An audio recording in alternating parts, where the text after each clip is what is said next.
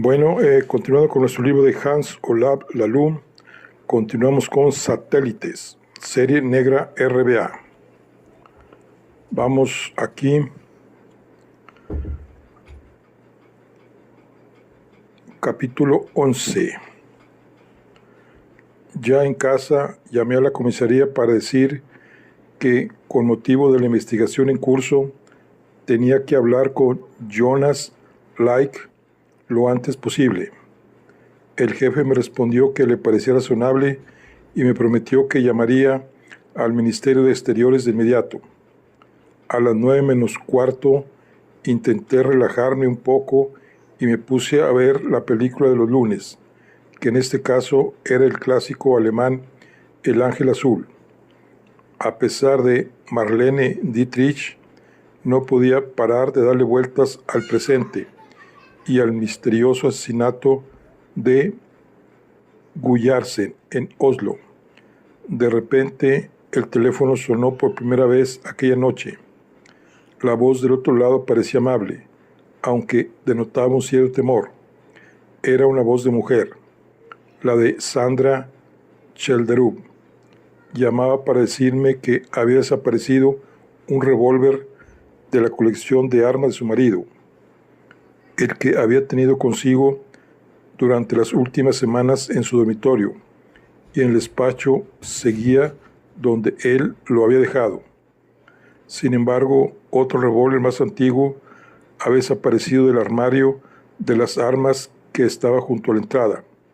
Sandra Chelderup ignoraba si estaba cargado o si quien se lo había llevado también había robado munición. Era imposible saber si el revólver había desaparecido a lo largo de ese día, el día anterior o incluso unos días antes. Lo que estaba clarísimo es que faltaba un revólver. Durante años en ese armario había habido 2 rifles, 2 pistolas y 2 revólveres. Ahora faltaba el revólver más antiguo, que según el inventario era un Nagant de calibre 7.5 milímetros fabricado en Suecia. Le pregunté quién podía saber algo del arma. Ella titubeó y me dijo que ni ella ni su hija no tenían ni idea de dónde podría estar. Y añadió en voz baja que sus hijastros y la secretaria eran quienes mejor conocían la casa. Sin embargo, se contuvo a tiempo y concluyó diciendo que cualquiera de las visitas podría haber tenido conocimiento de la existencia del revólver y se lo podría haber llevado. El armario donde se custodiaban las armas estaba cerrado, como era lógico, pero para abrirlo servía la llave del armario de al lado. La voz de Sandra Chelderup sonaba cansada y asustada al mismo tiempo. La entendía bien. Le di las gracias por llamar y le pedí que se pusiera en contacto conmigo si se enteraba de alguna cosa importante. Más, me prometió que así lo haría y volvió a expresar su alegría porque fuera yo quien estuviese al frente del caso. Capítulo 12. A las 10:15 me disponía a firmar mi primer informe para entregárselo a mi superior cuando el teléfono volvió a sonar. Al otro lado del auricular oí la voz de Leonardo Chelderup, aún más agitada que el día anterior. Disculpe que le llame tan tarde, pero acabo de recibir una llamada de una persona desconocida que me ha aconsejado que confiese haber asesinado a mi padre. Por supuesto le respondí que soy inocente, pero entonces me colgó. Ha sido una experiencia muy desagradable. Le expresé mi comprensión y le pregunté si había reconocido la voz. Me respondió aún más tenso que antes. No, la voz estaba distorsionada y solo dijo unas pocas palabras. Aún así, había algo en ella que me resultó familiar, como si la hubiera escuchado antes, pero no me atrevo a decir ni dónde ni cuándo, y eso no mejora en absoluto la situación.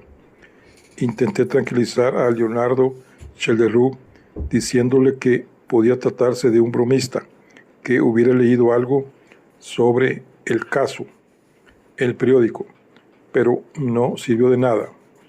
Me dijo que le parecía improbable.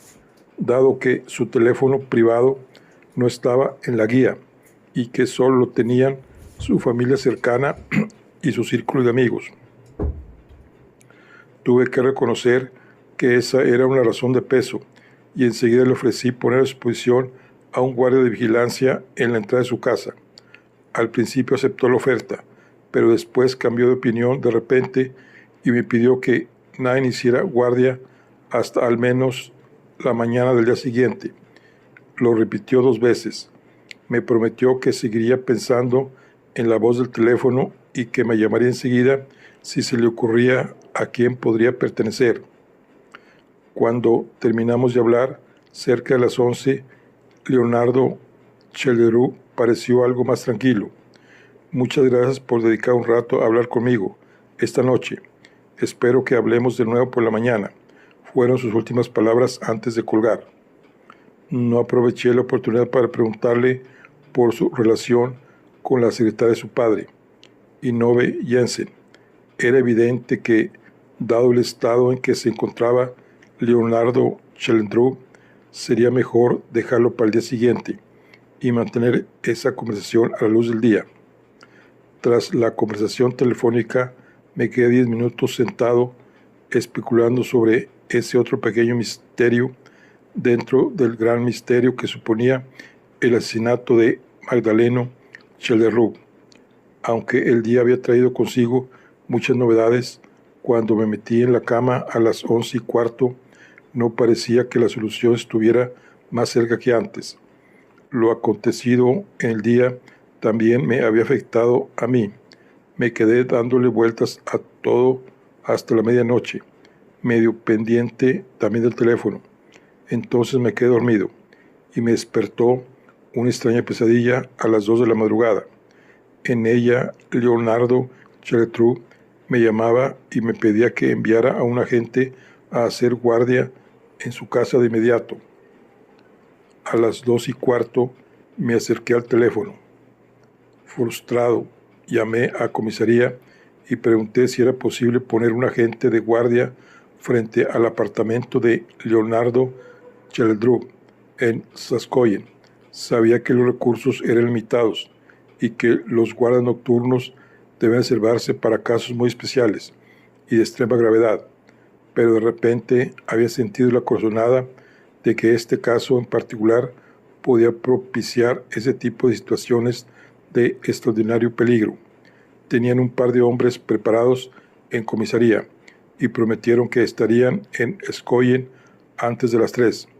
Me quedé dando vueltas unos 10 minutos, indignado conmigo mismo, en parte por haberme pasado de cauto y haber pedido una guardia de madrugada, y en parte por no haberlo hecho unas cuantas horas antes. Cuando el sueño le ganó la batalla a mi agotado cerebro, el despertador marcaba las 3:15. Desde entonces dormí profundamente hasta el amanecer, sin sospechar nada de la dramática situación que había tenido lugar en la oscuridad de la noche. Día 4. Tras las huellas de un jinete solitario. Capítulo 1. El martes 13 de mayo de 1969 también empezó temprano. El teléfono sonó a las 7:37, justo cuando apoyé la taza de café en la mesa del desayuno. Christianse, díganme. Durante un par de segundos solo oí una respiración fuerte y después una voz de mujer. ¿Es usted el inspector jefe Kolhor Christian? Tiene que venir inmediatamente. Ha habido un nuevo asesinato esta noche. La voz sonaba temblorosa, pero al mismo tiempo controlada y clara. Enseguida supe que era una de las voces que había oído en Chelderú Hall. Tardé unos segundos en comprender que se trataba de Ingrid, la exmujer de Magdaleno Chelderú. Prosiguió de inmediato, de nuevo muy instructiva. Estoy en Skoyen, en el apartamento de mi hijo. Vine a verlo esta mañana, pero alguien había llegado antes que yo. Leonardo está muerto. de un disparo en el suelo, y claramente se trata de un asesinato. Venga a comprobarlo usted mismo.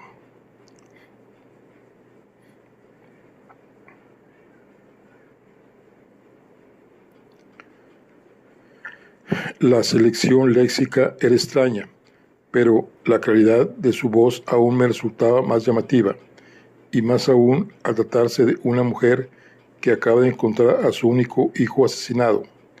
Recordé las vagas palabras de Patricia cuando me habló de las personas satélites, duras y fuertes de este caso, así que murmuré un pésame y le pedí que mantuviera la calma y que esperase con la puerta cerrada hasta que yo llegara. Me prometió que así lo haría, pero añadió que ya era demasiado tarde para salvar la vida a su hijo o para capturar al asesino. El martes 13 de mayo fue uno de los pocos días que dejé el desayuno sin tocar en la mesa. Pasaron menos de 30 segundos desde que colgué el teléfono hasta que salí por la puerta. El camino a Escoyen, por otra parte, se me hizo larguísimo. Aún recordaba la grata experiencia de haber visto a Leonardo Chelendreau un año antes cruzar la línea de meta en Bislett en su solitaria majestad, con su melena rubia al viento, para después alzarse con el oro. También recordaba muy bien su rostro asustado durante la lectura del testamento y su voz temblorosa al teléfono el día anterior. Ahora que Leonardo Chelendreau había pasado de sospechoso de asesinato a víctima, mi simpatía por él iba en aumento. Ya en el coche me maldije varias veces por no haber ido a su casa la noche anterior. Era la segunda vez que un Chelendreau me llamaba en 3 días, y la segunda que ese Chelendreau en cuestión fallecía antes de que consiguiera hablar con él en persona. Mi único consuelo es que le había ofrecido un guardia y él lo había rechazado. Esta vez incluso había llegado a enviarle vigilancia unas horas más tarde, pero los hechos eran los hechos. Leonardo Chelendreau me había llamado para expresarme su inquietud la noche anterior y al día siguiente lo habían asesinado. La investigación se complicaba. Nunca pensé que Leonardo Chelendreau hubiera asesinado a su padre, pero el día anterior era el único de los 10 invitados a la cena, junto con Inove Jensen, que destacaba como sospechoso natural. Ahora que había sido asesinado, parecía que el misterio se volvía más complejo, a pesar de que el número de sospechosos había disminuido. Aparte de Yvonne Jensen, no podía señalar a ninguno de los otros 8 supervivientes como autor de un doble asesinato por encima del resto. La primera persona que me encontré en lugar de los hechos fue al policía de guardia, que enseguida se acercó cuando me vio aparecer en la acera de frente. Era un agente sencillo y correcto, que me hizo un informe sencillo y correcto según el cual había llegado al lugar de los hechos en cuanto se lo había pedido y había hecho guardia desde las 3 menos 10 con un buen ángulo de visión sobre ambos lados del edificio. No había señales de vida en ninguno de los 2 apartamentos de la casa. No entraron ni salieron visitas hasta que una mujer mayor, que parecía ser la madre del difunto, llamó a las 7:20. La luz del piso de al lado se había encendido a las 7:10, pero el apartamento de Chelendreau tampoco había dado señales de vida por la mañana. Con esta información, tanto la gente como yo teníamos una conclusión clara. Si Leonardo Chelendreau había sido asesinado por la noche, el asesino debía haber cometido el asesinato y abandonado la casa antes de las 3 menos 10. Ingrid Chelendreau esperó paciente junto a la ventana del apartamento de su hijo mientras yo hablaba con la gente. Esperó a que yo llamara para ir a abrir la puerta, y en cuanto lo hice, no tardó más de un par de segundos. Lo primero que vi al entrar al apartamento fue el rostro desencajado de Ingrid Chelendreau. Lo segundo, su mano derecha, pálida y temblorosa, que apuntaba al suelo. Y lo tercero, un revólver en el suelo donde señalaba la mano. El arma estaba tirada en la alfombra junto a la puerta. De un vistazo pude constatar que se trataba de un revólver Nagant antiguo de calibre 7.5 milímetros fabricado en Suecia.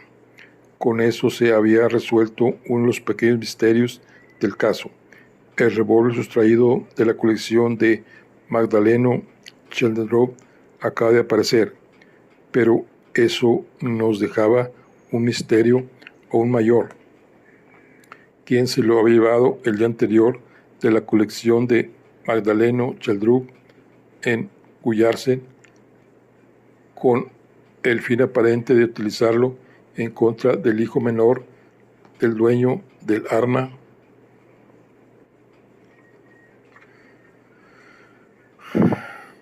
Leonardo Schjelderup no estaba en la entrada. Se encontraba tirado en el suelo del salón, junto a una butaca orientada hacia el televisor. El cuerpo estaba intacto, con la excepción de una herida de bala en la frente, de la que había brotado la sangre. Un vistazo fue suficiente para constatar que toda esperanza de vida se había disipado hacía tiempo. El reguero de sangre que salía de la herida ya había empezado a secarse. Estimé que Leonardo Schjelderup había muerto como tarde a primera hora de la madrugada, puede que incluso la noche del día anterior. Le planteé con delicadeza a Ingrid Schjelderup la única pregunta cuya respuesta necesitaba conocer de inmediato: si había encontrado el cuerpo y el revólver tal y como estaban en ese momento. Ella se enjuagó una lágrima antes de responder, pero asintió decidida. No se había acercado al revólver y a su hijo solo le había tocado el cuello y la muñeca con cuidado para comprobar si estaba vivo. La puerta no estaba cerrada con llave cuando llegó, me dijo. Casi se quedó paralizada de miedo al entrar. Cuando abrió la puerta se topó con el revólver y no vio que su hijo diera señales de vida.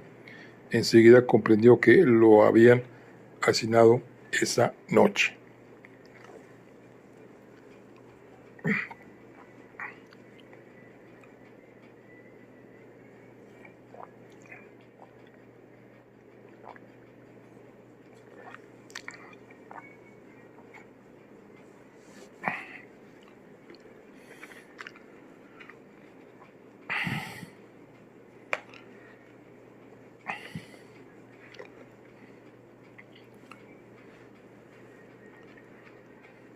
Un rápido vistazo al apartamento era suficiente para extraer algunas conclusiones. Leonardo Schjelderup había sido asesinado de un disparo, y todo apuntaba a que para ello se había usado un revólver que alguien había robado de la casa de su padre y dejado en el suelo a sangre fría después del asesinato. Era difícil creer que Leonardo Schjelderup hubiera olvidado cerrar la puerta con llave antes de acostarse, dado el estado de terror en el que se encontraba la noche anterior. Así que quien lo había asesinado o bien era una visita o bien tenía la llave del apartamento, pero poco más se puede deducir del escenario del crimen. Aunque la lista de sospechosos se reducía a los 9 invitados que quedaban de cuantos se habían sentado a la mesa en Schjelderup Hall el día del asesinato del padre de Leonardo, aún no se podía descartar a ninguno. Miré a Ingrid Schjelderup en silencio. Ella me miró también sin mediar palabra. En sus ojos no solo había tristeza, sino también miedo. Me dio la sensación de que pensábamos lo mismo, que esta noche, 28 años más tarde, Leonardo Schjelderup había sido asesinado de la misma forma que los 2 miembros del grupo de la resistencia al que pertenecía su padre. Capítulo 2. Un detalle del apartamento de Leonardo Schjelderup me llamó enseguida la atención. Las 2 sillas dispuestas una frente a la otra junto a la mesa de la cocina decían poco por sí mismas, aunque viviera solo. Pero lo cierto es que la mesa estaba puesta para 2. Las tazas de café reforzaban la impresión de que el joven Schjelderup había tenido visita la noche anterior.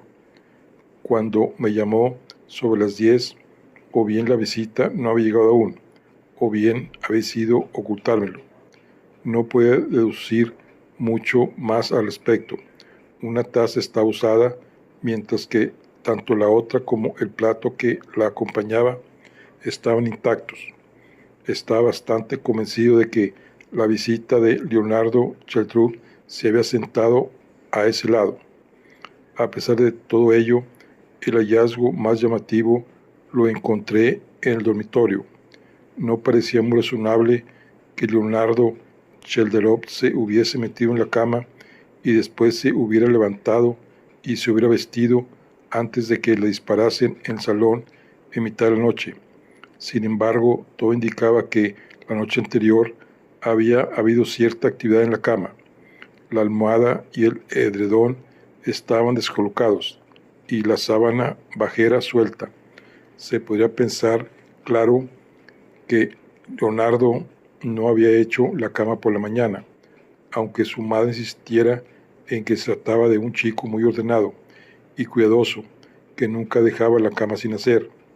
No había huellas visibles de actividad sexual en la cama.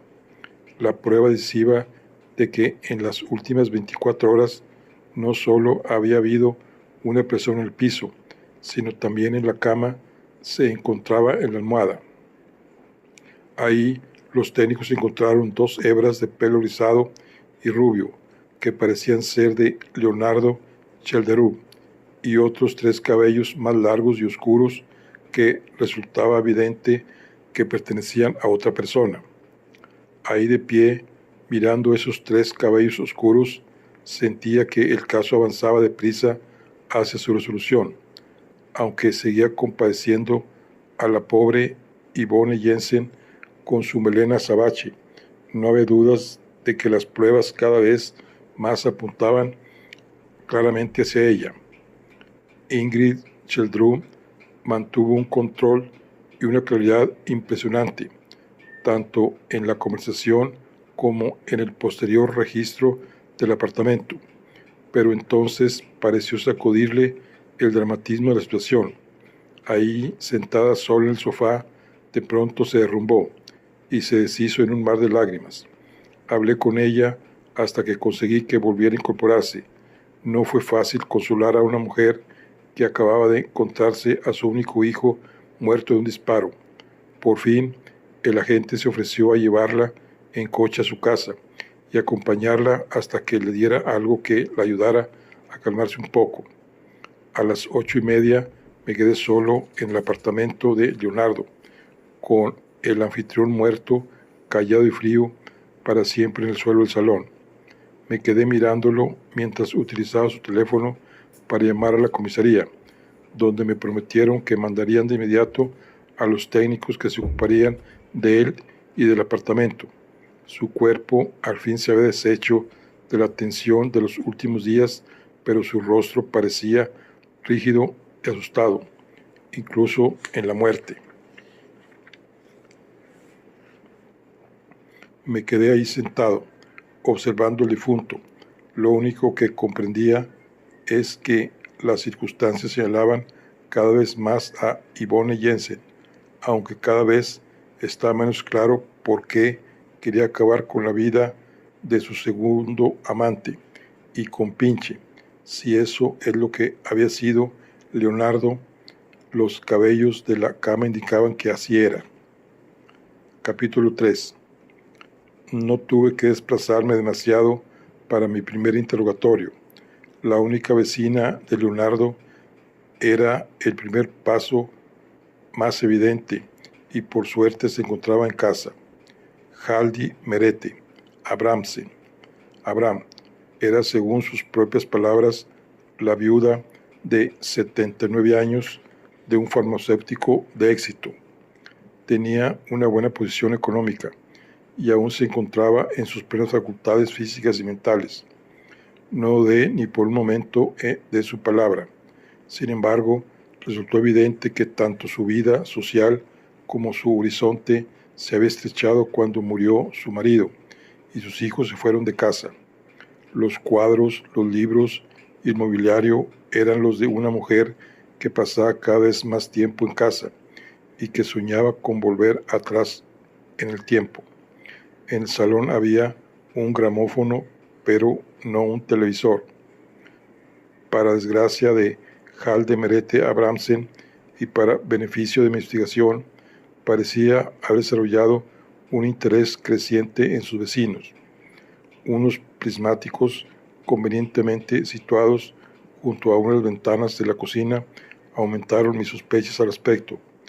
Entre todos sus vecinos estaba claro que el joven Leonardo ocupaba un lugar destacado, en gran parte porque vivían pared con pared, pero también, tal vez en mayor medida, por su apellido y por la fortuna de su familia.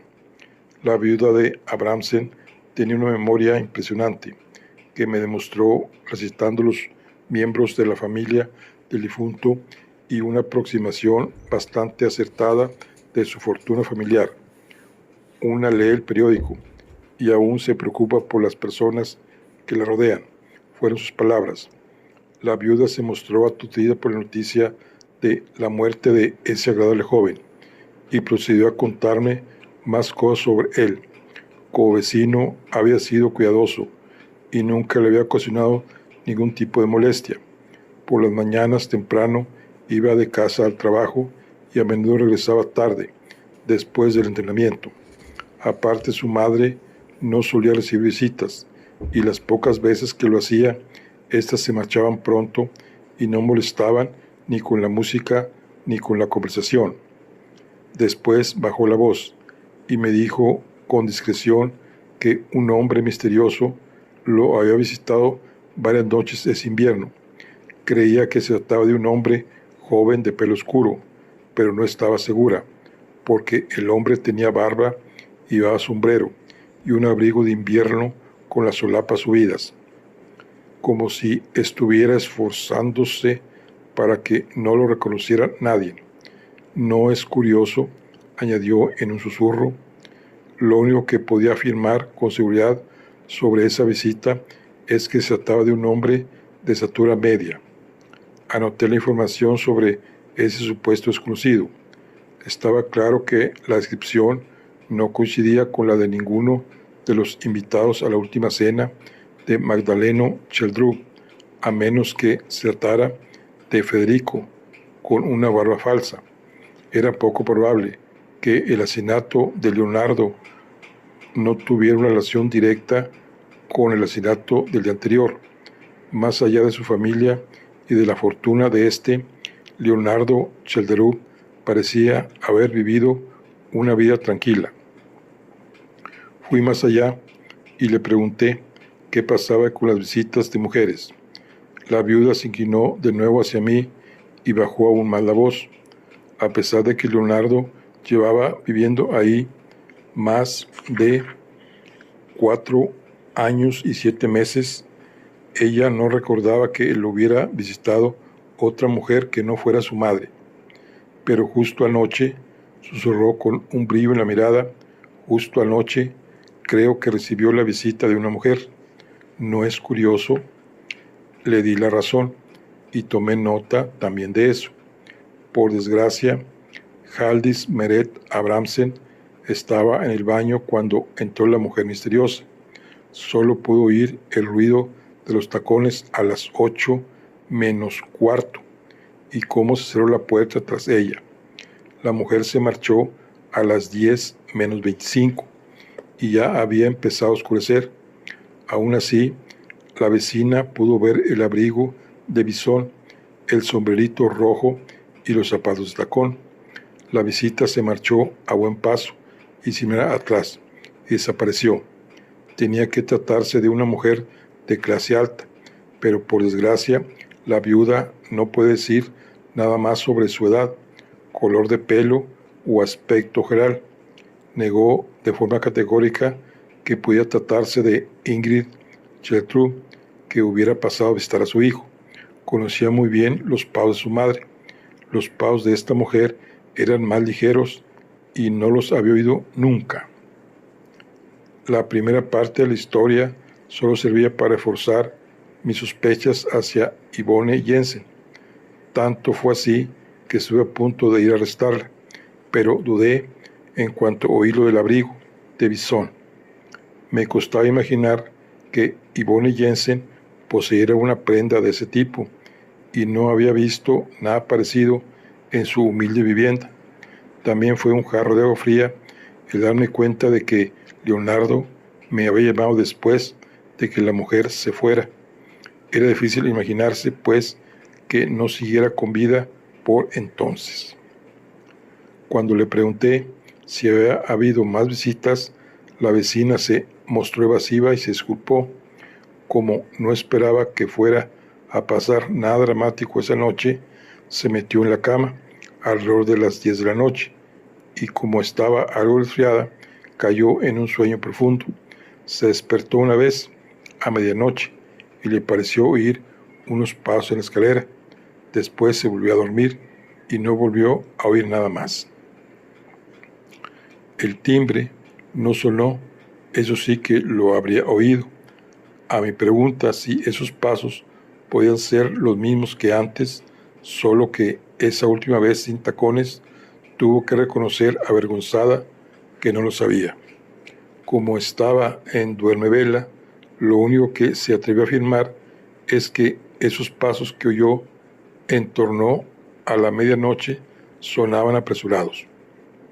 Eso podía encajar con mi teoría, que era que Yvonne Jensen había visitado a Leonardo 2 veces, en cualquier caso, la segunda vez, y que era ella quien lo había asesinado.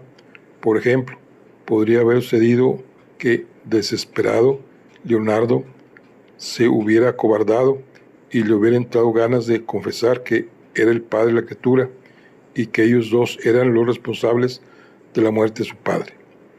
Tenía que reconocer que no era una teoría contundente. No me convencía ni siquiera a mí.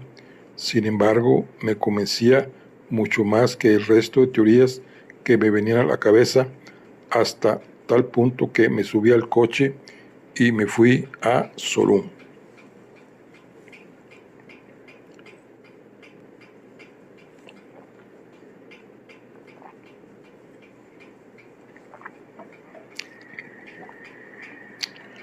Capítulo 4. Yvonne Jensen estaba sentada a la mesa de la cocina, llorando. Siguió llorando un buen rato.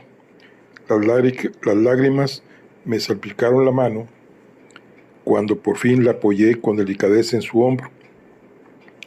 O bien era una actriz magnífica, capaz de llorar cuando se lo proponía, o bien decía la verdad cuando afirmaba sentirse muy triste por la noticia de la muerte de Leonardo. No había tenido oportunidad de conocerlo bien, pero era el hermano del hijo que llevaba dentro, y le daba la impresión de que se trataba de una persona buena y tranquila, de quien no podía decir nada malo.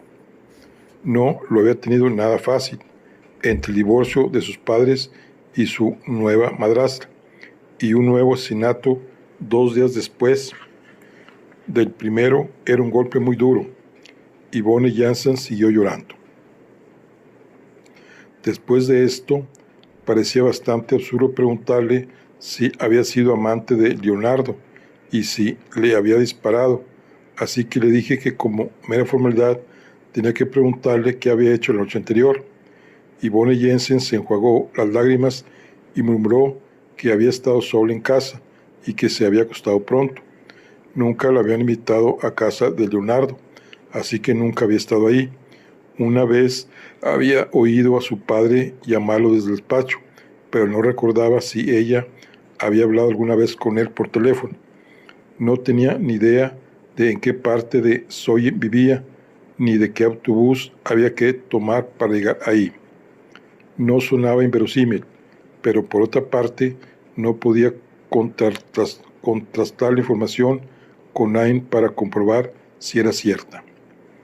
El armario de Yvonne Jensen estaba junto a la puerta.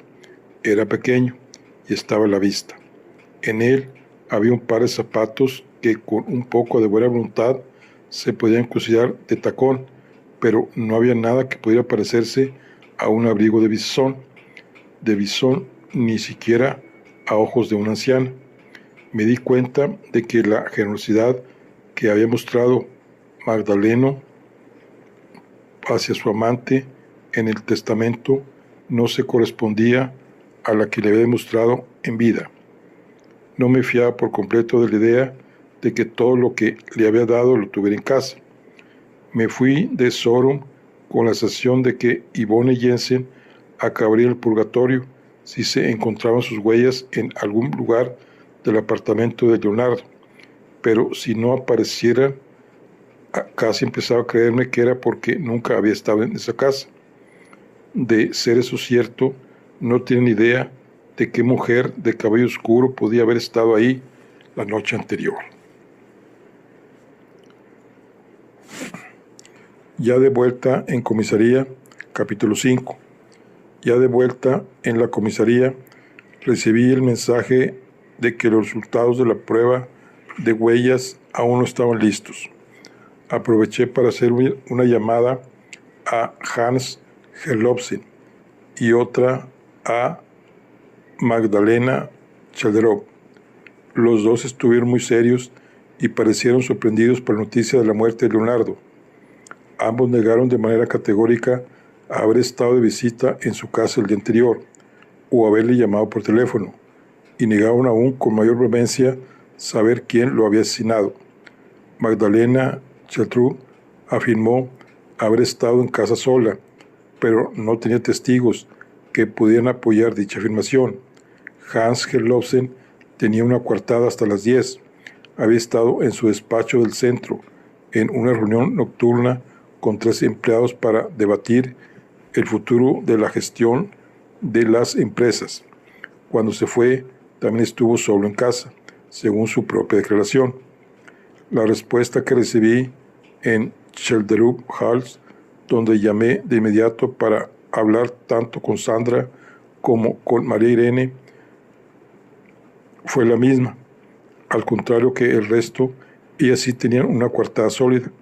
En primer lugar, Sandra Chalderov había hablado conmigo por teléfono justo cuando la misteriosa mujer del abrigo de visión visitaba a Leonardo Chalderov. En segundo lugar, el agente que hacía guardia frente a Chalderov Hall podía confirmar que tanto la madre como la hija habían estado en casa toda la noche.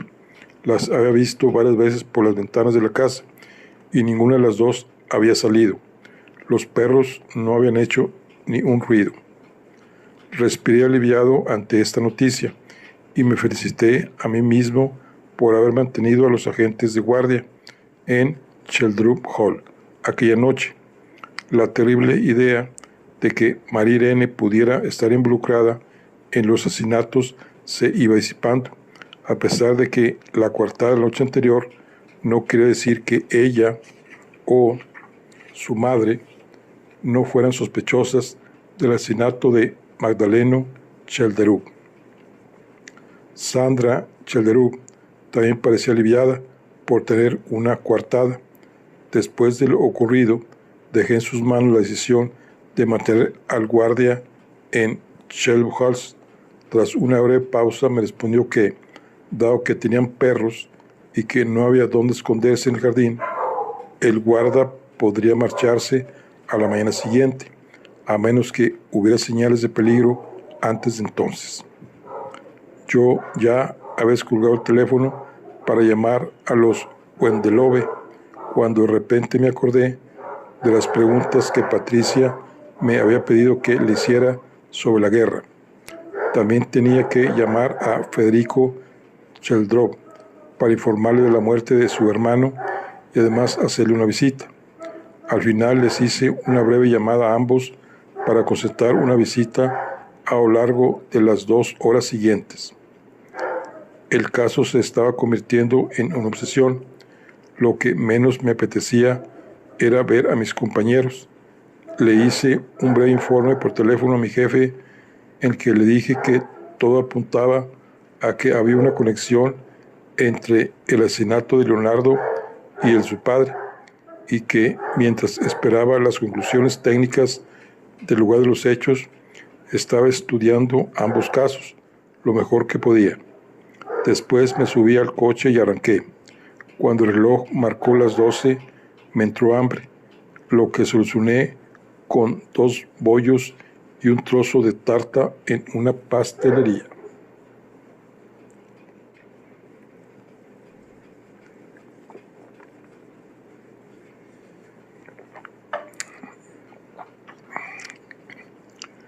Uno podía admirar, capítulo 6, uno podía admirar la tranquilidad de Federico Sheldrup, o bien sorprenderse por su indiferencia. Yo me acercaba más a lo segundo. El caso es que ahí estaba él, sentado con sus cerca de 100 kilos de peso, relajado, frente a mí en un cómodo sofá de terciopelo en su espaciosa vivienda de Bigdoy. Había aceptado mi pésame por la muerte de su hermano, pero no parecía muy preocupado al respecto. Enseguida me pareció que el apartamento de Federico encajaba muy bien con su personalidad. La casa y los muebles eran bastante bonitos, pero el dueño no se había esforzado demasiado en cuidarlos. La sala estaba desordenada y llena de polvo. Lo que más llamaba la atención era que todas las mesas había copas de vino, y lo siguiente, que el mueble bar era más grande que la nevera. En lo que íbamos de día, Federico había perdido a un hermano y aumentado su herencia paterna varios millones. Ninguno de las dos cosas parecía haberle afectado demasiado, pero percepción no le faltaba. Enseguida se dio cuenta de mi sorpresa ante su falta de interés y empezó a hablar del caso sin que yo lo preguntara. Disculpe mi aparente insensibilidad. Es lo que tiene haberse criado en Scotland Yard, con más dinero del que se merecería nadie. Leonardo tenía una madre que a mí no me importaba y con la que no me relacionaba, y yo tenía una madre que no le importaba a él y con la que tampoco se relacionaba. Teníamos en común un padre que no nos caía bien a ninguno, pero con él que sí teníamos que relacionarnos. No solo nacimos de madres distintas, sino que heredamos distintos genes de nuestro padre. Teníamos muchos problemas comunes, pero lo resolvíamos de manera completamente distinta. Leonardo prefería enfrentarse a las expectativas de su padre, destacando en campos que a su padre no le interesaban. Yo decidí provocarlo aún más con mi falta de ambición. Le pedí que se extendiera un poco más y lo hizo de inmediato. En cuanto a la herencia, tuve suerte en la parte económica y no tanto en la genética, ni de un lado ni del otro. Lo único que hizo mi madre para procurarse una vida sin preocupaciones económicas fue convencer a mi padre para que se casara con ella. Yo no tuve que hacer nada. No soy tonto, entiéndame, solo un vago con suerte. Lo único que espero es que el hígado me aguante un poco más que a mi madre. Brindemos por ello, dijo, y se llevó la copa de vino a la boca. Tenía la firme sospecha de que no se trataba de la primera copa del día y que tampoco sería la última. La pregunta más importante para la investigación era sencillamente si había visitado a su hermano en su casa en algún momento de las últimas semanas. Federico me respondió con un no rotundo. La última vez que lo visitó en su casa fue por lo menos hace un año. En los últimos tiempos, los hermanos no habían mantenido un contacto fluido. Normalmente era Leonardo quien tomaba la iniciativa cuando se trataba de asuntos prácticos y generalmente lo solucionaban con una breve llamada telefónica. Aproveché la oportunidad para preguntarle si había hablado el día anterior, pero él negó con la cabeza. La segunda pregunta era si estaba al corriente de las visitas que solía recibir su hermano. Enseguida me dijo que no. Fuera del círculo familiar, los hermanos se movían en ambientes muy distintos y apenas tienen amigos comunes. Si quieres saber quiénes eran los amigos de Leonardo, pregúntele a su madre, aunque tampoco me sorprendería que ella no supiera gran cosa de su vida social. Ella lo idolatraba, claro, pero siempre me dio la impresión de que él mantenía la distancia con todo el mundo, incluso con su madre. Lo miré inquisitivo. Federico prosiguió de inmediato.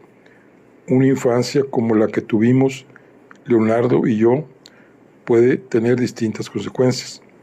Para Leonardo era importante ser independiente, alejarse de todo, incluso de su madre, cuyo mayor sueño era regresar a Seldrop Halls.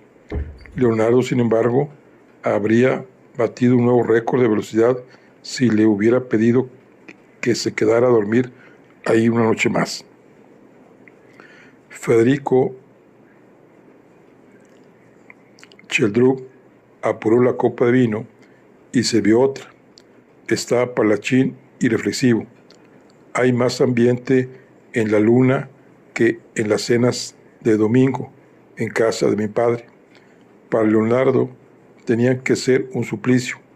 Me sorprendió que asistiera, pero mi padre siempre ejerció un influjo hipnótico sobre todos nosotros, y Leonardo rechazaba el conflicto hasta tal punto que no habría sido capaz de enfrentarse a él.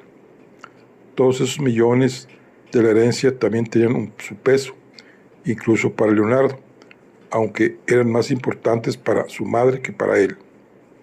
Federico Sheldrup se quedó pensativo, con la mirada perdida entre dos copas. Se encendió un puro, pero no pareció animarse. Entonces prosiguió con cierta tristeza en la voz.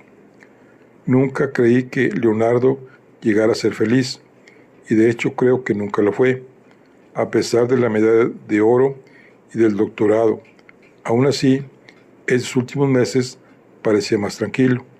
Qué final tan triste para una vida tan corta y sin duda tan complicada. Parecía afligido. Era como si por fin le hubiera afectado la gravedad de la situación. Cuando le pregunté si lo que había tranquilizado a su hermano podía ser una mujer, negó con la cabeza, con una mirada de desaprobación. Por experiencia, he aprendido que nunca se puede decir un no rotundo en asuntos de mujeres, pero hace muchos años que no veo a Leonardo en compañía de una mujer que no sea de la familia, y no tengo motivos para creer que pudiera haber una mujer en su vida en estos momentos. En cualquier caso, bastantes problemas tengo yo con mi propia vida sexual como para ocuparme de la de mis hermanos, dijo, y sonrió ante su ocurrencia. Después apoyó la copa en la mesa, y hablando de mi vida sexual, espero visita, y puede que esta vez merezca la pena. Celebraremos la herencia y hablaremos de la posibilidad de gastar una parte en un viaje a las cálidas playas de Brasil en cuanto termine esta investigación.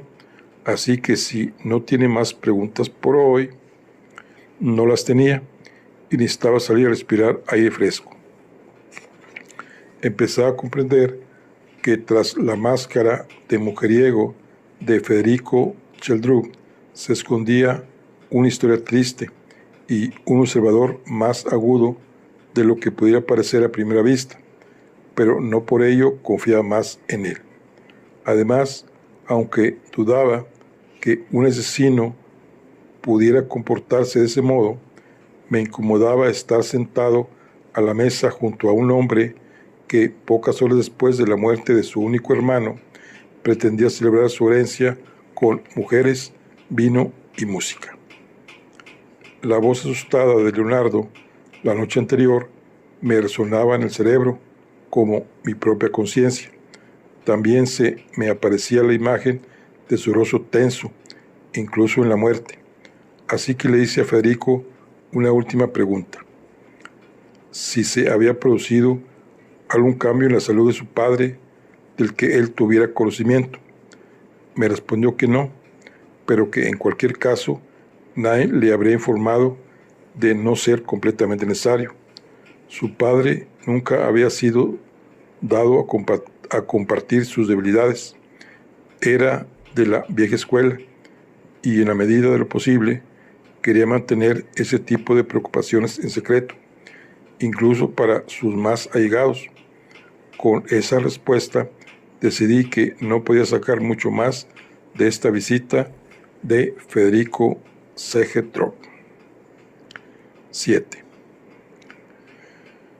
La pregunta del millón era quién podía decirme algo sobre la vida de Leonardo Sheldrup ahora que su padre había muerto, su madre dormía y su hermano no tenía ni idea. El director del instituto en la Universidad de Oslo no resultó de gran ayuda. El joven señor Sheldrup había recibido buenas calificaciones en sus asignaturas y causado una impresión muy positiva, pero solo llevaba ahí medio año y no había llegado a conocer a sus compañeros veteranos. Su supervisor estaba en el extranjero con una residencia de investigación, por lo que el joven señor Sheldrup había trabajado mucho solo. Según el director, parecía agradable, aunque algo tímido. Me mostré de acuerdo con su conclusión, pero no sirvió de nada. La conversación con el director finalizó con una conclusión por su parte con la muerte de Leonardo. Se había perdido un gran talento y además al instituto le supondría un gran trabajo tener que volver a convocar la beca. La siguiente parada fue el club deportivo, pero tampoco me sirvió de mucho. El presidente expresó su tristeza por la pérdida de la muerte de Leonardo, suponía, para el equipo, pocos días antes de la carrera de relevos anual de Horne College, y me dio el teléfono de quien durante años había sido su entrenador. El entrenador fue la primera persona, además de la madre del difunto, que parecía que iba a echarlo de menos. Con la voz tomada por la emoción, dijo que Leonardo Sheldrup no solo era uno de los mayores talentos que había conocido nunca, sino también uno de las mejores personas. Existía un extraño contraste entre la voluntad de hierro de Leonardo Sheldrup y su instinto de competición en la pista, y su cautela y su consideración fuera de ella. Que él recordara, nunca se había negado a hacer algo que lo pidiera el club. En los últimos años, sin embargo, se había establecido la regla no escrita de que era mejor no pedirle algo sin previo aviso. Habían visto que lo incomodaba y temían que pudiera afectar a su concentración de cara a las competiciones. El entrenador había visto a su madre en repetidas ocasiones, a su madrastra y a su hermana también las había visto un par de veces, pero al padre solo lo conocía a través de los medios de comunicación. Leonardo llevaba en el club desde los 14 años, pero su madre solo lo llevó en coche los primeros años. De los 16 a los 18 iba solo en bici y a partir de entonces en coche, siempre solo. Si en algún momento había tenido novia, era lo que en el club se desconocía. Si quería, podía darme los nombres y los contactos de la gente con la que había entrenado, pero era poco probable que alguno de ellos hubiera estado en su casa. Uno de los miembros más jóvenes del equipo de relevos había apodado a Leonardo el llanero solitario, claramente inspirado por alguna novela juvenil del lejano oeste. Ese apodo acabó consolidándose, aunque siempre a modo de broma y desde el respeto. Como persona, siempre había sido un poco reservado. Sin duda, su contexto familiar y la fortuna de su familia contribuían a aumentar la distancia que existía entre él y los demás. A diferencia del hijo, su padre era una persona de la que se hablaba mucho, apuntó el entrenador con cautela. Cautela indirecta. A pesar de no haber estado presente, Magdaleno Choldedruc había afectado a la vida de su hijo también en el entorno deportivo. Por otra parte, él se había convertido en el llano solitario y al parecer nadie había intentado descubrir que se escondía detrás de su máscara de héroe. En general, el entrenador también era de la opinión de que en los últimos meses Leonardo parecía más despreocupado. Creía que en parte tenía que ver con que cada vez conseguía mejores resultados y en parte también por haber aclarado su situación laboral. Le di las gracias por sus apuntes y le pregunté si podía llamarle si necesitaba algo más. Me respondió con tristeza que por supuesto que sí, pero que por desgracia no disponía de más información que la que ya me había dado. Cuando colgué, me quedé pensativo unos minutos en mi despacho. En el peor de los casos, Leonardo parecía de una forma casi alarmante un hombre sin personalidad y en el mejor uno sin vida propia. Era una persona a la que nadie parecía desear ningún mal, pero a la que nadie iba a echar de menos, ni ninguno de sus allegados, ni tampoco su propio hermano.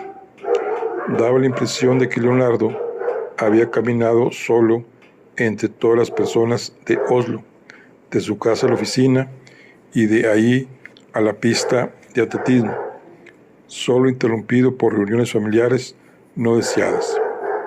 Aunque no había seguido el camino que su padre quería para él, su corta vida había estado muy influida por Magdaleno Choldedruc. Pensé en la idea de Patricia sobre las personas satélites y me pareció que encajaba tan bien que daba miedo.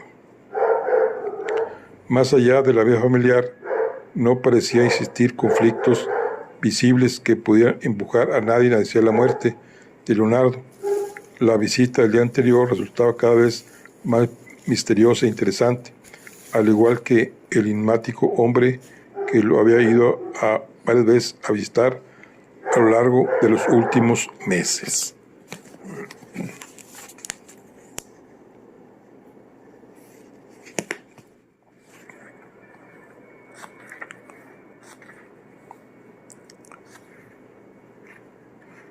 Bueno, aquí concluimos la charla del anterior. Nos vemos en la siguiente. Hasta luego.